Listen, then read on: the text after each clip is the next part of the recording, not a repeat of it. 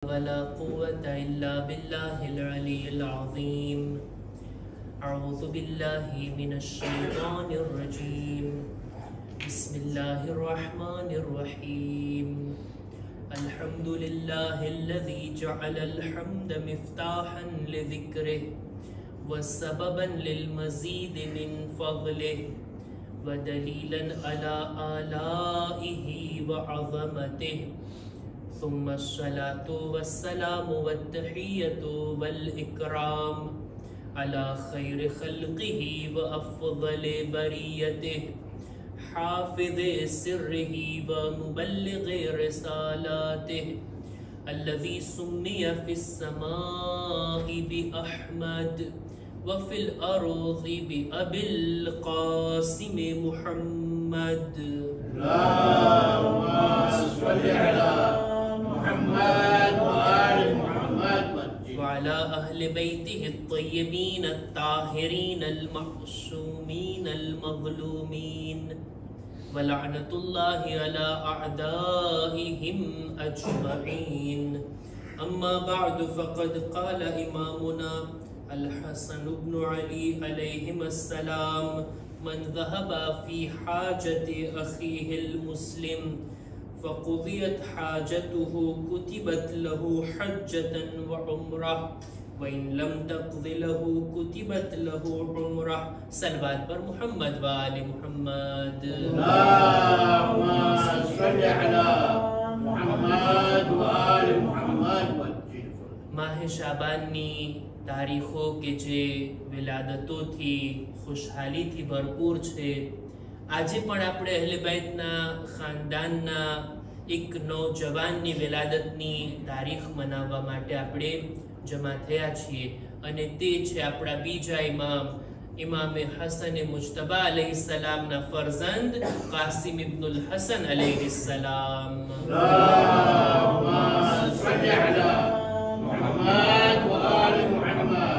અહલે બૈતના ઘરાનાના આ નૌજવાનની વિલાદતની મુબારકબાદ આપણી કૌમના નૌજવાનોની ખિદમતમાં પેશ કરતા વાતને આગળ વધારો. આપણા બીજા ઇમામના ફરઝંદની વિલાદતની તારીખ અને તેઓની ઉમ્ર હતી ફક્ત 13 વર્ષ. બિલકુલ નૌજવાનીની અંદર તેઓ શહીદ થઈ ગયા. પોતાના જમાનાના ઇમામની રાહમાં એમણે કુરબાની આપી અને આટલી નાની ઉંમર તેઓ આ દુનિયામાં પસાર કર્યા. એમની જિંદગીના બારામાં, એમની ફઝીલતોના બારામાં આપણને બહુ ઓછું મળે છે. જે કંઈ પણ મળે છે એ ફક્ત કરબલાના મેદાનમાં, કરબલાની અંદર એમની ફિદાકારી, શબે આશુરના ઇમામે હુસૈન અલૈહિસ્સલામ સાથે એમની વાતચીત, આશુરાના દિવસે ઇમામથી કેવી રીતના તેઓ રજા મેળવ્યા, કેવી રીતના તેઓ મેદાનમાં ગયા, મેદાનમાં તેમણે કેવા શબ્દો વડે રજસ પડ્યા, જંગ કર્યા. એમની શહાદત બાદ એમના સરહાને ઇમામ આવ્યા અને અમુક જુમલાઓ બયાન કર્યા.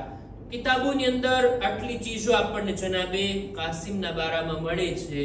આ બધી વાતોને જો બયાન કરીશ તો મહેફિલનો માહોલ મજલિસમાં બદલી જશે, કેમ કે આ બધી મસાઈબની રિવાયતો છે. આપણે જનાબે કાસિમના બારામાં અને એમની મુનાસિબતથી બીજા ઇમામનો આપણે જિક્ર કરવો છે. જનાબે કાસિમના તરફથી આપણી પાસે બે વાતો મળે છે કે જે એમણે પોતે બયાન કરી, એમની જબાનથી આ જુમલાઓ અદા થયા. બે મશહૂર વાતો જનાબે કાસિમની જબાનથી. એક વાત તો ખૂબ મશહૂર છે, આપણે અવારનવાર સાંભળ્યા છીએ કે જ્યારે તેઓ રજા લેવા માટે આવે છે આકા હુસૈન પાસે, એની પહેલા શબે આશુરના જનાબે કાસિમ સવાલ કર્યા હતા ઇમામે હુસૈનથી કે એ ચચા જાન, આવતીકાલે શહીદ થનારાઓમાં મારું નામ છે કે નહીં? આ બનાવને આપણા ચોથા ઇમામ ઇમામે ઝૈનુલ આબિદીન અલૈહિસ્સલામ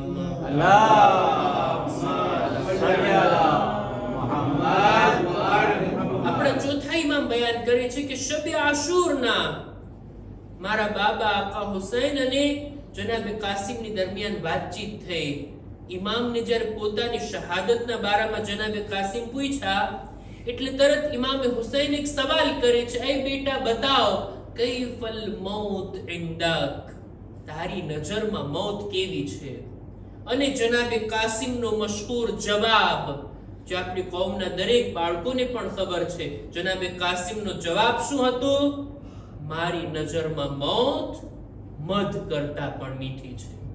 અહલા મિનલ અસલ, મધ કરતા પણ મીઠી. જનાબે કાસિમ બયાન કરે છે, જો ઇમામના મિશનની અંદર, ઇમામના રાહમાં, ઇમામની રજાથી, ઇમામની જાન બચાવવા ખાતર અને ઇમામની રાહમાં કુરબાની આપવા ખાતર જો મૌત આવે ને, તો એ પણ મધ જેવી મીઠી છે. આ જનાબે કાસિમનો એક જુમલો, એ તો મશહૂર છે ને, આપણે અવારનવાર સાંભળ્યા છીએ. જનાબે કાસિમનો એક બીજો જુમલો જે તેઓ મેદાને જંગમાં બયાન કર્યા, મારે એને રજૂ કરવો છે. એ શું બયાન કર્યા હતા? જનાબે કાસિમના આ જુમલાને બયાન કરવું પહેલા, અત્યારે હાલના જમાનામાં જ્યારે તારીખ લખવા વાળા, કિતાબો લખવા વાળા આપણા બે ઇમામો વિશે જ્યારે કઈ લખે છે, કયા બે ઇમામો? ઈ બે ઇમામો કે જે રસૂલ ખુદાના નવાસા છે, ઈ બે ઇમામો કે જે મૌલા અલી અને બીબી ઝહરાના ફરઝંદો છે, ઈ બે ઇમામો કે જે જવાનાને જન્નતના સરદાર છે. ઈ બે ઇમામો વિશે જ્યારે લોકો કિતાબ લખે છે ત્યારે એક તફાવત રાખે છે અને લખે છે કે ઇમામે હુસૈન શુજા અને બહાદુર હતા, મેદાને જંગમાં તલવાર ચલાવવાનું જાણતા હતા, અને એમના મુકાબલામાં આપણા બીજા ઇમામ, ઇમામે હસન જરાક ઠંડા મિજાજના હતા, એ વધારે તલવાર ના ઉઠાવતા. એટલે જ ઇમામે હુસૈન કરબલામાં આવ્યા ને જંગ થઈ, જ્યારે ઇમામે હસન તેઓ મુઆવિયા સાથે સુલહ કર્યા. આ બંનેની હિસ્ટ્રી, આ બંનેની તારીખની અંદર જ્યારે લખનારા લખે છે ત્યારે તફાવતને બયાન કરે છે કે ઇમામે હસન આવા હતા, ઇમામે હુસૈન આવા હતા. આ તફાવત જ્યારે લખે છે, જ્યારે ઇમામને આવી રીતના, નઉઝુબિલ્લાહ, આનો મતલબ શું થાય કે ઇમામે હસન કરતા ઇમામે હુસૈન વધારે બહાદુર હતા, વધારે શુજા હતા. લખવા વાળા એમ જ કહેવા માંગે છે ને. મેં એટલી વખત ઇમામોના નામ લીધા, આપણે એક જોરથી સલવાત પણ પડીએ.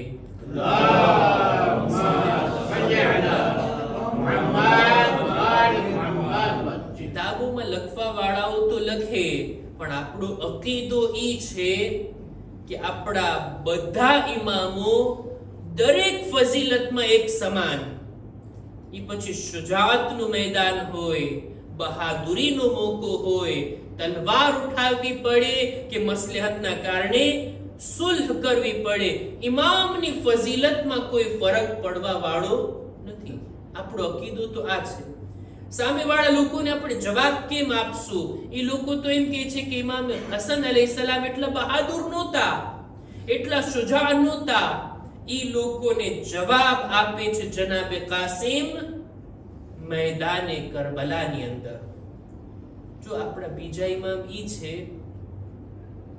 કે મૌલા અલીના જમાનામાં જે 3 જંગો થઈ, એ 3 જંગમાં હાજર હતા આપણા બીજા ઇમામ, મૌલા અલીની સાથે સાથે હતા.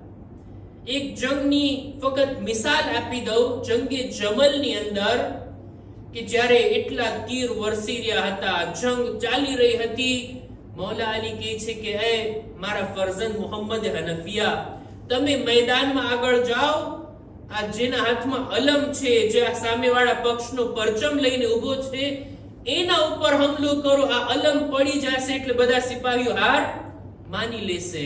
મુહમ્મદ હનફિયા જાય છે, તૈયારીની સાથે જાય છે, એટલી બહાદુરીની સાથે જાય છે, પણ ચારે બાજુથી જ્યારે તીર આવતા જોયા, એટલા આગળ ના વધી શક્યા અને ફરી પાછા મેદાનથી પાછા ફરે છે.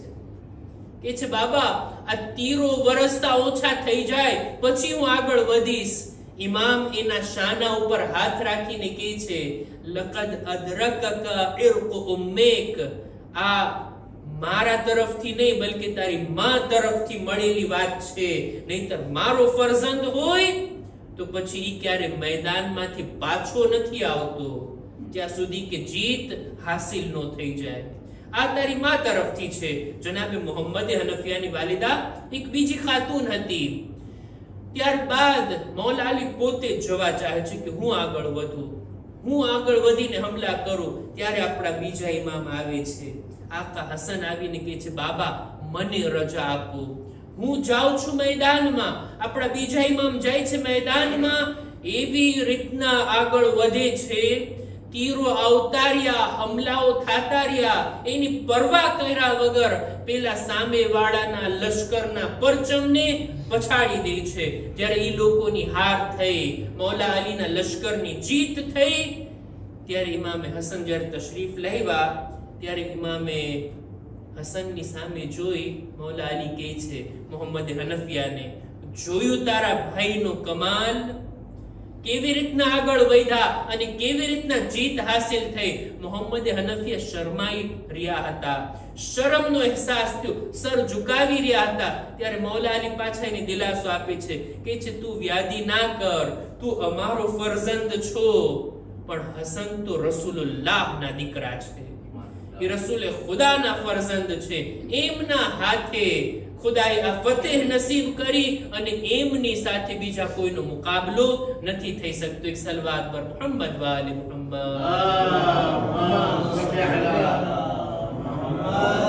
નારે રિસાલત, નારે હૈદરી, હૈદરી, હૈદરી. बाबा से बुलंद सलवात.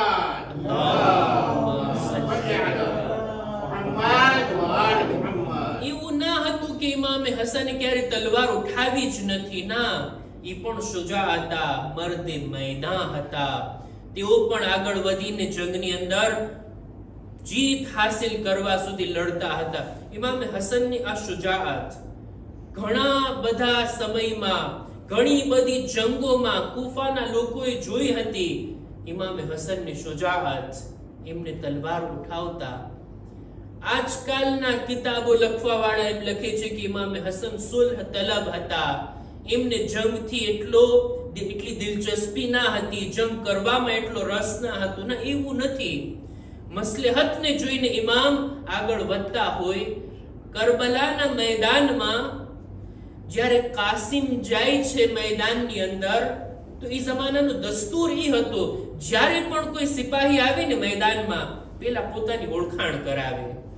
પેલા ઓળખી તો લ્યો મને, હું કોણ છું, પછી આવો મારા મુકાબલામાં. પોતાની ખાનદાનની વાતો, પોતાની બહાદુરીની વાતો, પોતાના કમાલાતને શેરની ભાષામાં ગણાવતા. એને કહેવાય છે રજઝ. આ રીતની શાયરીને કહેવાય રજઝ, જે મેદાનની અંદર પડવામાં આવે.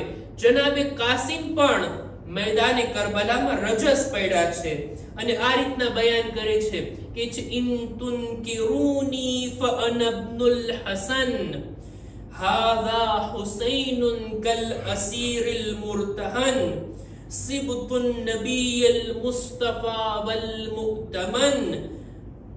હાઝા હુસૈનુન કલ અસીરિલ મુર્તહન બૈન ઉનાસિન લા સુકુ શૌબલ મહન. આ રીતના ઇમામની નુસરત માટે તેઓ આવેલા અને બયાન કરે છે કે એ લોકો, તમે જો મને નથી ઓળખતા તો ઓળખી લ્યો, હું હસન ઇબ્ને અલીનો ફરજંદ છું. ઈ હસન કે જે રસૂલે ખુદાના નવાસા હતા. તમે અત્યારે મારા ચાચાને ઘેરી લીધા છે. ઈ દુશ્મનના લોકોને ખુદા સેરાબ ના કરે જેમણે મારા ચાચાને પ્યાસા રાખ્યા છે. આ પોતાના રજઝની અંદર, પોતાની શાયરીની અંદર પહેચાન કરાવે છે, ઓળખાણ કરાવે છે. તો આપણા બીજા ઇમામના ફરજંદ તરીકે લોકોને યાદ આવી ગઈ ઇમામે હસનની શુજાઅત. જંગે જમલમાં, જંગે સિફીનમાં જે આગળ વધીને હમલા કરી રહ્યા હતા, ઈ હસનનો ફરજંદ અત્યારે આવ્યો છે કરબલામાં પોતાના ચાચા આકા હુસૈનની હિમાયત કરવા માટે. ઈ જમાનાની અંદર જ્યારે આ શેરને સાંભળ્યા, કોઈ એવું ના હતું કે જે બયાન કરે કે નહીં, હસન તો એટલા શુજા ના હતા, એમને તો તલવાર ઉઠાવતા અમે નથી જોયા, અત્યારે શા માટે ઇમામે હસનના નામથી તમે ઓળખાણ કરાવો છો? કોઈ પણ જવાબમાં કંઈ કહેતું નથી. આ વાત સાબિતી છે કે ઇમામે હસનની શુજાઅત લોકોની દરમિયાન મશહૂર હતી. જાણતા હતા હસન કોણ હતા, હસનની તલવાર કેવી ઉઠતી હતી. એમનો ફરઝંદ અત્યારે તમારી સામે મુકાબલો કરવા આવ્યો છે. જનાબે કાસિમના આ બે જુમલા કિતાબોની અંદર આપણને મળે છે. એક તો મેદાને કરબલામાં પોતાનું રજસ, અને બીજું મોતને તેઓ મધ કરતા મીઠી ગણાવે છે. જનાબે કાસિમ આવ્યા હતા કરબલા. એક રીતે જોતા ઇમામે હસનની ખ્વાહિશ હતી કે મારા તરફથી પણ કોઈ હોય કરબલાની અંદર આકા હુસૈનનો સાથ આપવા માટે.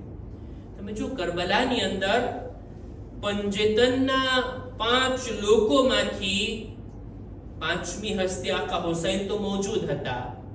પંજેતનની બીજી 4 હસ્તીઓ પોતે તો કરબલામાં નહોતા, પણ પોતાના તરફથી કોઈને મોકલ્યા હતા કે જેઓ નુમાઇંદગી કરે એમના તરફથી આકા હુસૈનનો સાથ આપવામાં.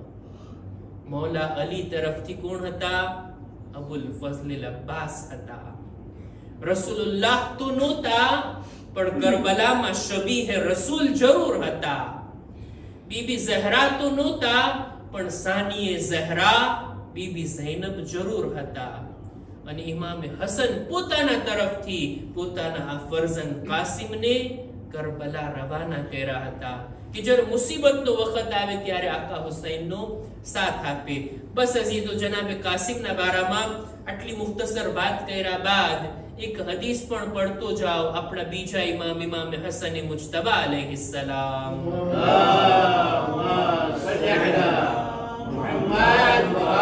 એમની એક હદીસ વડે વાતને પૂરી કરું. એક દિવસ આપણા બીજા ઇમામ ખાને કાબાનો તવાફ કરી રહ્યા હતા. તવાફ કરવામાં મશગુલ હતા. કાબાની આજુબાજુમાં જે 7 વખત આપણે ફરતા હોય તવાફ કરી રહ્યા હતા. તવાફ ચાલુ હતો ઇમામનો, ત્યારે એક માણસ આવીને કહે છે, મૌલા મારી કંઈક હાજત છે, મારું કંઈક કામ છે, તમે પોતે આવો, તમે રૂબરૂ આવો અને મારું આ કામ કરી આપો. પોતાની જરૂરતને, પોતાની હાજતને ઇમામની સામે બયાન કરે છે. ઇમામે હસન તવાફને રોકી દીધા, તવાફને અટકાવી દીધા, તવાફને મુકમ્મલ ના કર્યા અને જાય છે ઓલા માણસની હાજતને પૂરી કરવા. લોકો એતરાઝ કરે છે. ઇમામના ચાહવા વાળા ઇમામના સહાબીઓ પૂછે છે, મૌલા તમે તવાફની હાલતમાં છો, આ તવાફ તો પૂરો કરી લ્યો. ત્યારે ઇમામ એક હદીસ બયાન કરે છે કે મેં રસૂલે ખુદાથી સાંભળ્યું છે કે જે કોઈ ઇન્સાન પોતાના મુસલમાન મુઅમિન ભાઈની હાજતને પૂરી કરવા માટે જાય, એની હાજતને પૂરી કરવા માટે નીકળે, કોશિશ કરે, એની હાજત જો પૂરી થઈ જાય તો ખુદા આ મદદ કરવા વાળાના નામે આમાલમાં એક હજ અને એક ઉમરા લખે છે. જ્યારે હાજતને પૂરી કરવા જાય અને હાજત પૂરી થઈ જાય. પણ જો કોઈ હાજત પૂરી કરવા જાય, કોશિશ કરે, એની હાજત પૂરી ના થાય, તો પણ ખુદા એ મદદ કરવાની કોશિશ કરવા વાળાને એના નામે આમાલમાં એક ઉમરા લખે છે. ફાયદો અને ફાયદો છે ને. મુમિનની હાજત પૂરી કરવાનું કેટલું મહત્વ. ઇમામ તવાફ છોડીને જાય અને જે કોઈ હાજતની પૂરી કરવા જાય, પૂરી થાય તો હજ અને ઉમરા, પૂરી ના થાય તો પણ એક ઉમરા એના નામે અમાલમાં લખવામાં આવે છે. ઇમામ પોતાના સાથીઓને જવાબમાં કહે છે હું અત્યારે જાઉં છું મારા મુમિન ભાઈની હાજતને પૂરી કરવા, યા તો હજ અને ઉમરા લખાવીને આવીશ, અથવા મારા નામે આમાલમાં ઉમરા લખાશે, આવીને ફરી પાછો તવાફ કરી મારા આ તવાફને હું કામિલ કરી લઈશ. ખુદાની બારગાહમાં આપણે દુઆ કરીએ, પરવરદિગારા ઇમામ હસનની આ સીરત પર અમલ કરવાની બોલનાર સાંભળનારને નેક તૌફીક અતા ફરમા.